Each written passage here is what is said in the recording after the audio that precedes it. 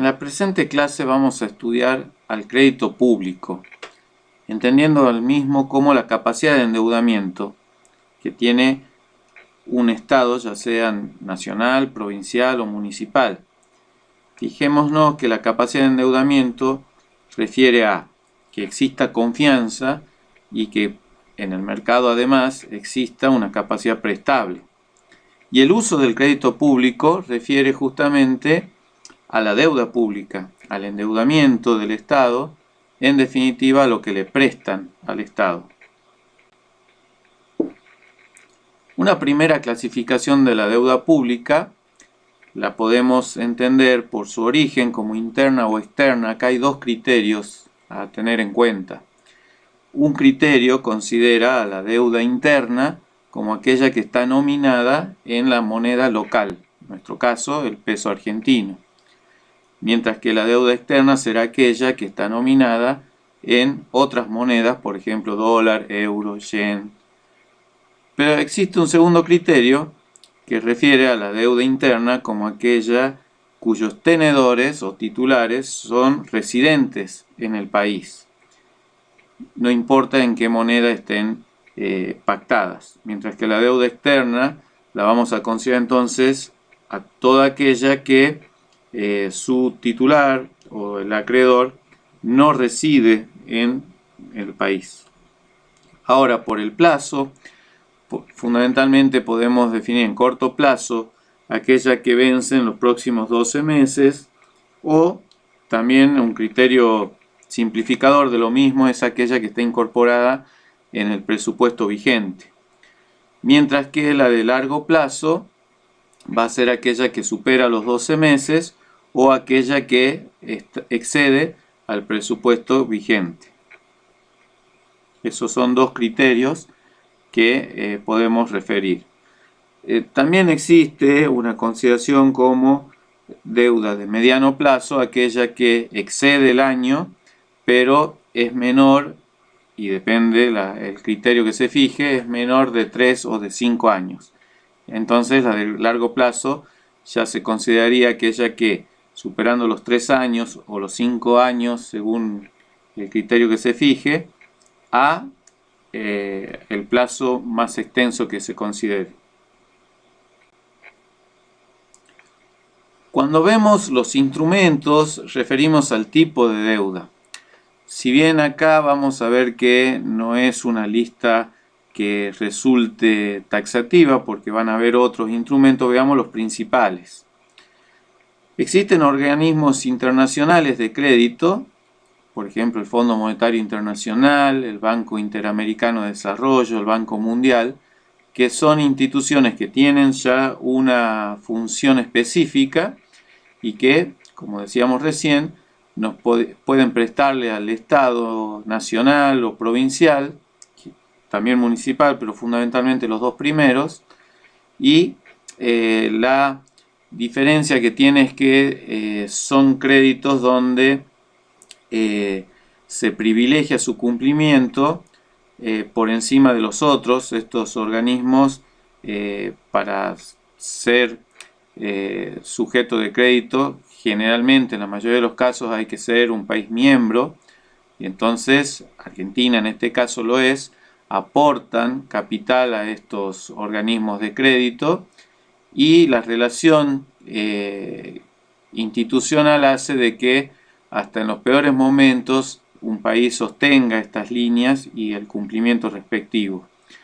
Decíamos de los objetivos específicos de estos organismos. El Fondo Monetario Internacional tiene como objetivo principal el mantenimiento o estabilidad de las monedas, evitar devaluaciones que compliquen la cadena de pagos internacionales, y en definitiva presta para constituir reservas, no presta para obras o para otros gastos. Los dólares o los derechos especiales de giro que nos presta el Fondo Monetario Internacional tiene como destino respaldar la moneda local, constituyéndose, decíamos, como reservas internacionales. Cuando nos referimos al Banco Mundial, tiene como objetivo financiar proyectos que contribuyan al desarrollo.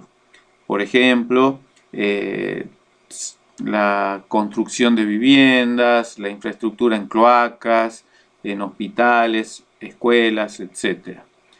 El Banco Interamericano de Desarrollo específicamente se dedica a prestar a países americanos y también se complementa con las líneas del Banco Mundial, pero ya específicas en la región. Es muy importante la función del Banco de Basilea, que la misma está orientada a efectivizar los pagos internacionales que surgen de las obligaciones en los mercados globales. Así, cuando uno importa o exporta, el movimiento de caja, por así llamarlo, de un país, se da a través de las cuentas que cada nación tiene en el Banco de Basilea.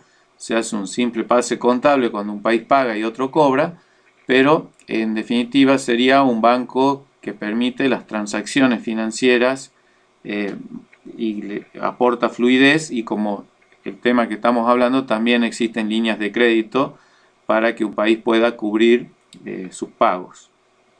Cuando nos referimos a títulos públicos, la instrumentación está referida justamente a títulos cuya característica es que son fraccionables, entonces se los puede nominar en montos de pequeña cuantía, por ejemplo $1000 o $100, y esos bonos en definitiva se vuelven muy fluidos en un mercado secundario de transacciones de valores, por ejemplo en las bolsas de comercio, y sus principales características son: cuando refieren a títulos de menos de un año se denominan letras generalmente, cuando van en más de un año hasta 3 años son notas, y cuando superan los 3 años se consideran bonos.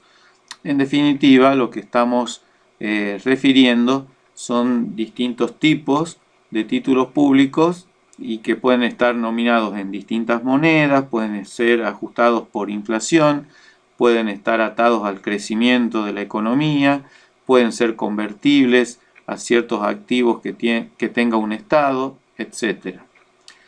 Después, como cualquier otro sujeto de crédito, puede solicitar préstamos bancarios, ya sean de bancos nacionales o de la banca internacional, y la modalidad de devolución se pacta directamente entre la entidad acreedora y el Estado.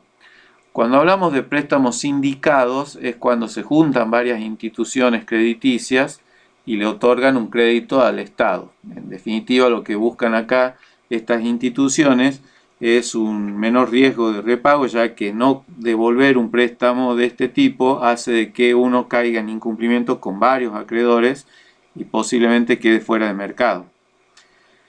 También existen sentencias judiciales, y deudas no consolidadas va a ser aquella que está en los expedientes que tramitan normalmente en la administración pública y no tienen un instrumento ejecutivo. Entonces, por ejemplo, un empleado que entra a trabajar y todavía no le han liquidado el sueldo, esos meses que ha devengado, está en el expediente de su nombramiento, pero no se ha instrumentado a través ni de títulos públicos ni de préstamos, y en definitiva eso hace de que se denomine no consolidada, porque no está todavía instrumentada. Si se paga, a este empleado se le paga todos los sueldos, bueno, no ha llegado nunca a instrumentarse de otra manera y directamente se cumple con el trámite que está incorporado en el expediente. Ahora, ¿por qué un Estado se endeuda? Uno podría simplificar diciendo, bueno, si gasta más de lo que tiene, o sea, existe un déficit fiscal, bueno, el Estado recurre al endeudamiento. Y es así como la principal causa, sin dudas, de la deuda pública. Pero también existen obligaciones derivadas de las leyes, por ejemplo, el Congreso que reconozca el derecho sobre personas que han sido damnificadas en una inundación y que se les va a asignar un cierto monto. Bueno, una vez que se aprueba una ley de esa manera, bueno, ya existe una obligación para el Estado, surgió una deuda. También situaciones contingentes referidas a juicios, por ejemplo, sobre situaciones que no estaban previstas. Entonces, supongamos que el Estado tenga que hacer frente, decíamos recién, a una catástrofe y existen cláusulas de otorgamiento de derechos y bueno, al surgir esta contingencia, el Estado pasa a ser deudor por tener que dar cumplimiento a las consideraciones de leyes o reglamentaciones. Deuda por impuestos, típicamente es cuando existen saldos a favor para los contribuyentes y en la medida que no puedan ser compensados en los pagos periódicos, bueno, el Estado tiene que devolver el dinero que se ha ingresado en exceso.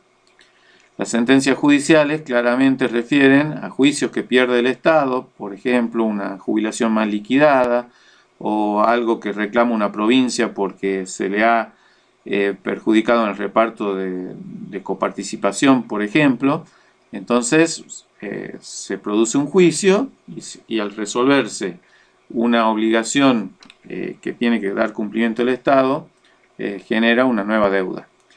Las garantías otorgadas, muchas veces hay empresas que recurren a financiación, por ejemplo bancaria o emite títulos públicos con la garantía del Estado, de manera tal de conseguir el crédito y una vez conseguido también que tenga un costo financiero menor.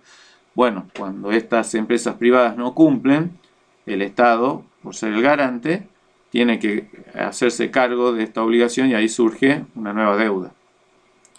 Diferencias de cambio y cláusula de ajuste, muchas veces la deuda aumenta, no porque sigamos pidiendo prestados, sino, por ejemplo, si tenemos una deuda en dólares y nuestra moneda se devalúa, bueno, medida en pesos ha aumentado. O, por ejemplo, tenemos una deuda que se ajusta por inflación y estamos dentro de un proceso inflacionario, vemos que permanentemente se ajusta la deuda al alza y eso aumenta el endeudamiento público.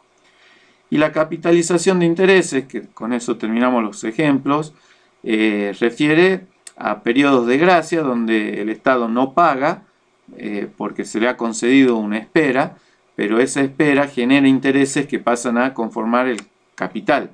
Entonces eso hace de que vaya aumentando la deuda por la capitalización de intereses. Y por supuesto, hasta la fecha del vencimiento de un pago, están los intereses corridos, que también hace que aumente la deuda por el devengamiento de los mismos. Las consideraciones generales sobre el endeudamiento público, algunas ya las hemos referido, van completando el tema y pensemos recién, decíamos que los organismos internacionales tienen un privilegio o una preferencia en el cumplimiento porque no pagarles a los mismos hace que se trabe todo el resto de las posibles fuentes de financiamiento que tenga un Estado. Entonces, es el cumplimiento mínimo que hay que mantener, es el pago de los créditos otorgados por los organismos internacionales. Muchas veces la deuda que toma un país no es voluntaria. A eso referimos como créditos forzosos.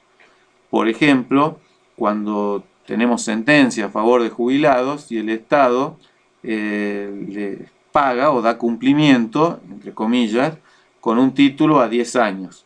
Bueno, lo que estamos haciendo es una refinanciación forzosa. Los que hicieron juicio quieren cobrar la sentencia de manera inmediata, pero el Estado ha tomado una posición de dar un título a 10 años. Entonces genera ahí una fuente de financiación forzosa, o también cuando tenemos como contribuyentes impuestos pagados en exceso, entonces existe una deuda por impuestos y el Estado dice que no se pueden compensar por los próximos 2 años, por ejemplo. Bueno, eso también es un crédito forzoso y de esa manera el Estado, a través de la posibilidad que tiene de imponer normas a través de la ley, genera fuentes de financiamiento, así tenga cerrado el mercado de créditos. Cuando referimos a deuda flotante, referíamos hace un momento a toda la deuda que va surgiendo del giro habitual del Estado, y es lo que decíamos como deuda que están en los expedientes, y simplemente en la medida que el Estado demore más en dar cumplimiento o salida a los expedientes, va aumentando la deuda flotante y cuando acelera estos trámites disminuye la misma. Particularmente cuando referimos a deudas en divisas para financiar gastos en pesos, hay que tener mucho cuidado porque tiene efectos muy importantes en la economía. Pedirle al Banco Mundial 1.000 millones de dólares para hacer un puente, o muchos puentes, pero esos puentes se pagan en pesos, genera un efecto en el mercado cambiario. ¿Por qué? Porque cuando nos endeudamos entran dólares y generalmente se los cambiamos al Banco Central por pesos para dar cumplimiento al pago regular de estas obras, de estos puentes. Bueno, ¿qué efectos tiene? Monetiza la economía, entran divisas y estas divisas permiten generar nuevos pesos. Mientras que cuando un país decide cancelar deuda en divisas, en moneda extranjera, el efecto es el contrario, desmonetiza la economía, se van los dólares y hay que neutralizar los pesos que están dando vuelta y eso hace de que pueda haber un marco contractivo de la actividad por falta de moneda.